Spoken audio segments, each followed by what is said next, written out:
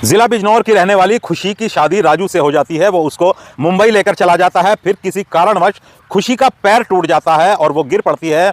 उसके पैर पर प्लास्टर चढ़ जाता है। फिर राजू का काम खराब हो रहा था उसकी देखभाल में, इसलिए खुशी राजू से कहती है कि मैं अपनी माँ को मुंबई बुला लेती हूँ।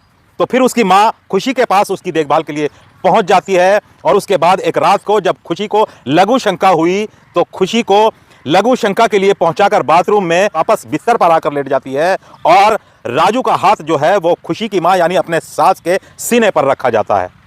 यहां राबिया राजू की सास अपनी बेटी खुशी को बाथरूम में लेकर जाती है तो बाथरूम में बिठाने के बाद वो वापस आकर लेट जाती है। राजू चूंकि सोया हुआ था, जब नींद में वो करवट बदलता है तो उसका हाथ अपनी सास के सीने पर रखा जाता है। जब उसकी सास के सीने पर उसका हाथ आता है तो उसके हाथ की छुअन से वो मदहोश हो जाती है। चाहिए तो ये था कि वो राजू का हाथ हटा करके वहां से हट जाती, लेकिन जैसे ही जवान राजू की छुअन उसको महसूस होती है, मचल जाती है, मदहोश होती है और जो उसके दिमाग में ख्याल आने शुरू होते हैं वो बहुत ही भयावह ख्याल थे, बहुत ही भयंकर ख्याल थे। क्योंकि राबिया देखने की बहुत ही खूबसूरत थी, जिस्म की तंदुरुस्त थी और लगभग यही उसकी कोई उम्र रही होगी 35 या 40 साल की, जबकि उसका पति अकबर जो था वो बूढ़ा हो चुका था और उसकी उम्र यही लगभग कोई 55-60 साल की उम्र रही होगी। क्योंकि राबिया जो थी अकबर की वो दूसरी पत्नी थी, तो ज्यादा उम्र होने की वजह से बूढ़ा हो चुका था अकबर और राबिया अभी जवान थी, उसकी जवानी उफान मार रही थी। उसको जिस शख्स की तलाश थी वो शख्स उसे उसका सुख नहीं दे पा रहा था, यानी अपने पति से वो संतुष्ट नहीं हो पाती थी क्योंकि वो उसके काम का ही नहीं रहा था। एक एज होती है इंसान की, एक उम्र होती है हर काम की, लेकिन जब उसका पति बूढ़ा हो गया तो लगभग कई वर्षों से राबिया अब यौवन सुख की यानी यौन सुख की पीड़ा सह रही थी। उसको यौन सुख मयस्सर नहीं हो रहा था, वो कुछ कर भी नहीं सकती थी, सिर्फ अपने मन को मार करके उसने सब्र कर लिया था। लेकिन जैसे ही जवान राजू की छुअन उसको महसूस हुई, उसके बरसों की दबी हुई वासना जो है वो जाग उठती है। उसके बाद में नींद ही नींद में राजू राबिया को अपनी बाहों में जकड़ लेता है और फिर उसको सहलाने लगता है। उसके इस सहलाने से राबिया इतनी मदहोश हो जाती है कि वो राजू को उसके ऊपर धकेल देती है और अपने हाथ पैरों को ढीला छोड़ देती है। कुछ देर बाद में राजू की जैसे ही आंख खुली वो तो भौचक्का रह गया कि उसने ये क्या कर दिया। वो तो राबिया को अपनी पत्नी खुशी ही समझ रहा था, अपनी बीवी खुशी समझकर ही उसने अपनी बाहों में उसको लिया था, लेकिन ऐसा नहीं था। जैसे ही उसकी आंख खुली पसीना पसीना हो जाता है, शर्म से उसकी आंखें झुक जाती हैं। उसी वक्त खुशी बाथरूम से अपनी मां राबिया को आवाज देती है कि मैंने बाथरूम कर लिया है, मुझे आकर के सहारा दे दो और ले जाओ। वो उसको लेने चली जाती है और लाकर के फिर लिटा देती है। तीनों वहां पर लेट जाते हैं। उसके बाद में खुशी भी सो जाती है, राजू भी सो जाता है, लेकिन आज राबिया की आंखों से नींद गायब थी। आज उसको तरह तरह के ख्याल आ रहे थे। राजू की छुअन से वो बार बार उसके चेहरे को देख रही थी और बार बार उसके दिमाग में वासना का तूफान उठ रहा था। जैसे तैसे करके सुबह हो जाती है। सुबह को जब राजू नाश्ता करने बैठता है तो राबिया बड़े ही प्यार से उसको नाश्ता कराती है, लेकिन राजू आंखें बचाता हुआ शर्मिंदगी के साथ अपने काम पर चला जाता है। जैसे ही वो काम पर गया फिर राबिया अपने घर के कामों में व्यस्त हो जाती है, लेकिन राजू का जो ख्याल था उसके दिमाग में बार बार हलचल मचा रहा था, वो निकल ही नहीं रहा था। जैसे ही काम से वापस आता है राजू तो खुशी बाथरूम गई हुई थी, क्योंकि एक ही कमरा था और एक ही बाथरूम था, लिहाजा खुशी जब बाथरूम गई तो राबिया अपने जवाई का हाथ पकड़ लेती है और कहती है कि तुम्हें मुझसे शर्मिंदा होने की जरूरत नहीं है, मैं तुमसे प्यार करती हूं और मैं तुमसे वो सब कुछ चाहती हूं जो तुम खुशी को दे रहे हो।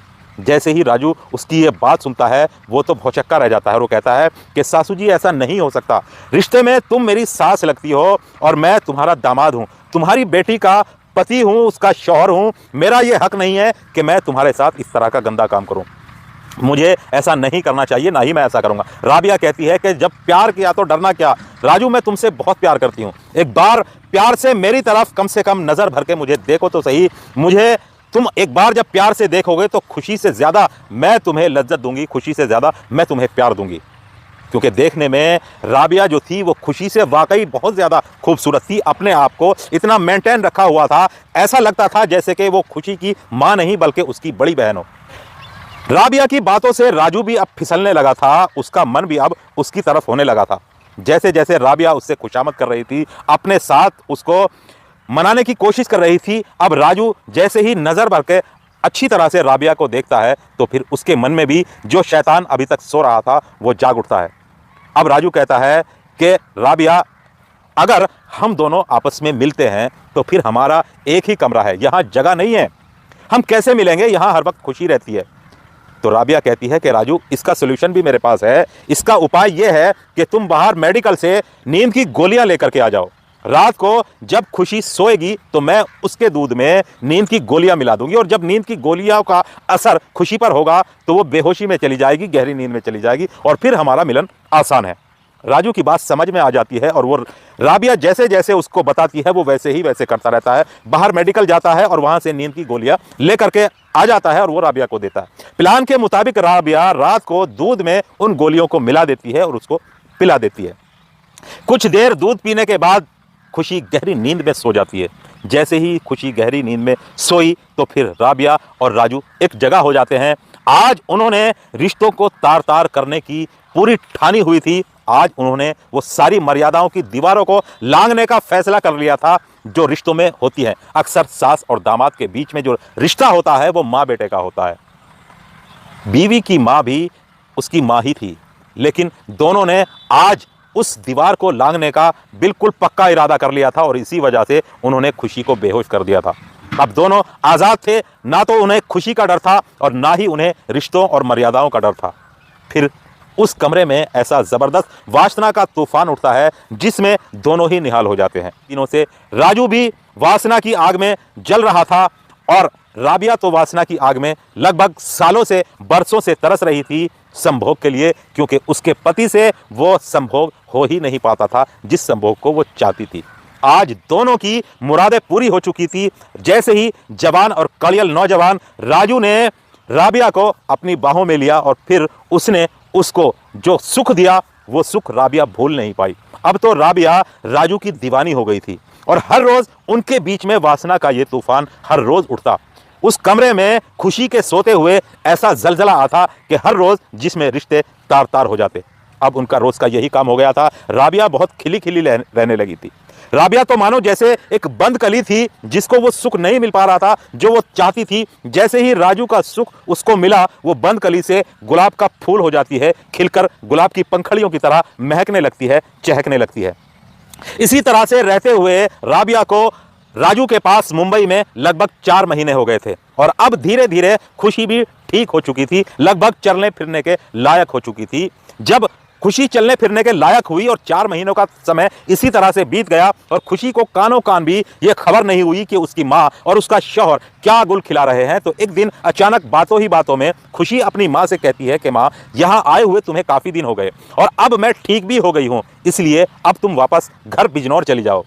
तो उसकी माँ राबिया कहती है कि बेटी, क्या तुम मुझे अपने घर से भगाना चाहती हो, मुझसे परेशान हो? तो खुशी कहती है कि नहीं नहीं माँ, ऐसी कोई बात नहीं, घर में अब्बा अकेले हैं, आपको 4 महीने हो गए हैं यहाँ आए हुए, इसलिए अब्बा परेशान है, वहाँ जाकर आप उनकी देखभाल करो, मैं तो अब ठीक हो चुकी हूँ। तो फिर राबिया कहती है कि 1-2 दिन 4 दिन बाद में मैं तुम्हें बता दूंगी। इसी तरह से वक्त गुजरा। एक दिन क्या होता है कि राजू काम से कुछ जल्दी ही घर आ रहा था क्योंकि बारिश हो रही थी। मुंबई का मौसम को तो आप जानते ही हो कि मुंबई की बरसात कभी भी हो जाती है। ज़बरदस्त बारिश हुई थी जिसकी वजह से राजू पूरी तरह से भीग चुका था। जैसे ही वो घर में आकर के डोरबेल बजाता है तो राबिया ने उसका दरवाज़ा खोला और उसके सामने खड़ी हुई थी। आज राबिया जो है वो कुछ नहाई धोई और खिली खिली ज़्यादा लग रही थी, बाल बिखरे हुए थे, होठों पर लिपस्टिक लगाई हुई थी, कुछ अलग ही अंदाज में थी। भीगा हुआ राजू जैसे ही अंदर आया और राबिया को देखा तो राबिया ने अपने चेहरे पर बिखरे हुए बालों को जैसे ही पीछे की तरफ किया तो राजू उसकी तारीफ किए बगैर नहीं रह पाया। कहने लगा कि आज तो ऐसा लग रहा है जैसे बदली से चांद चीरता हुआ बदली को बाहर निकल के आया हो। यानी अपने चेहरे से जब उसने बाल पीछे किए तो उसके ऊपर राजू ये डायलॉग मारता है। तो राबिया मुस्कुराकर कहती है कि राजू, डायलॉग मत मारो, तुम भीग चुके हो, जल्दी जल्दी से अपने कपड़े बदल लो वरना तुम बीमार पड़ जाओगे। राजू ने देखा कि घर में कोई नहीं है क्योंकि उस दिन जो था खुशी बाहर गई हुई थी। क्योंकि अक्सर कहते हैं कि जब गिदड़ की मौत आती है तो वो शहर की तरफ भागता है। आज राबिया और राजू का भांडा फूटने वाला था। जब किसी चीज की हद हो जाती है तो एक ना एक दिन उसका भांडा फूट ही जाता है। वो कहते हैं कि गलत संबंध कितने ही बढ़िया तरीके से बनाए जाएं, चोरी कितनी ही होशियारी के साथ की जाए, लेकिन एक ना एक दिन चोर पकड़ा ही जाता है। गलत नाजायज संबंध बनाने वाले एक अय्याश आदमी किसी भी के साथ जब नाजायज संबंध बनाता है तो वो एक ना एक दिन पकड़ा ही जाता है। इसलिए जब राजू को भीगे हुए राबिया देखती है तो उसके जिस्म के अंग भीगे कपड़ों के साथ अंदर से झांक रहे थे। दोनों ही एक दूसरे को देखकर मदहोश होने लगते हैं, क्योंकि उधर राबिया के बाल बिखरे हुए थे, उसने मेकअप अच्छी तरह से किया हुआ था, इधर राजू भीगा हुआ था और उसे ठंड भी लग रही थी। और राजू जब ने देखा कि उसकी पत्नी यानी खुशी वहां पर नहीं है, वो बाहर किसी काम से गई हुई है, मौका अच्छा है, तो फिर वहीं पर वो अपने कपड़े उतारने लगता है और फिर राबिया भी हो जाती है। उसके बाद में दोनों को मदहोशी में दोनों की वासना की आग इतनी तेज भड़की हुई थी कि उनको ये ख्याल ही नहीं रहा कि वो घर का यानी अपने कमरे का दरवाजा बंद करके उसकी कुंडी लगा दे। यानी दरवाजा तो बंद था लेकिन उसकी कुंडी लगी हुई नहीं थी। अचानक कोई भी आ जाए तो फिर वो डायरेक्ट अंदर आ सकता है। उस दिन भी यही हुआ राजू और राबिया के साथ में। दोनों इतने मचले हुए थे, इतने भड़के हुए थे कि दोनों एक दूसरे से लिपट कर एक दूसरे के ऊपर चुंबनों की बौछार कर देते हैं। एक दूसरे के ऊपर चुंबनों का प्रहार जब करते हैं तो उन्हें ये खबर ही नहीं रही कि शायद उनके दरवाजे की कुंडी खुली हुई है। जब दोनों एक दूसरे से लिपटे हुए थे, एक दूसरे के ऊपर चुंबनों का अटैक कर रहे थे, प्रहार कर रहे थे चुंबनों का, तो फिर उसी वक्त में बाहर से खुशी आ जाती है। जैसे ही खुशी दरवाजे को धकेलती है और अंदर आती है तो अंदर का नज़ारा देखकर उसके पैरों के नीचे से ज़मीन ही खिसक जाती है। जब उसने ये नज़ारा देखा कि उसका शौहर जो उसे बेइंतहा प्यार करता था, उसके बगैर एक पल भी नहीं रह सकता था, और उसकी माँ जो उसकी तीमारदारी के लिए आई थी, उसकी बीमारी में देखभाल करने के लिए आई थी, दोनों एक दूसरे से नाग नागिन की तरह लिपटे हुए हैं। एक दूसरे से ऐसे लिपटे हुए हैं कि उन्हें दुनिया का ख्याल ही नहीं था, दुनिया की परवाह ही नहीं थी। उन्हें यह भी ख्याल नहीं था कि दरवाज़ा खुला है। खुशी गुस्से से आग बबूला हो जाती है। उस वक्त अगर खुशी की दर्द को महसूस किया जाए तो शायद आप और हम उस दर्द को महसूस नहीं कर सकते। वो तो खुशी के अंदर कितना दर्द हुआ उस टाइम पर, उस दर्द को वो ही समझ सकती है।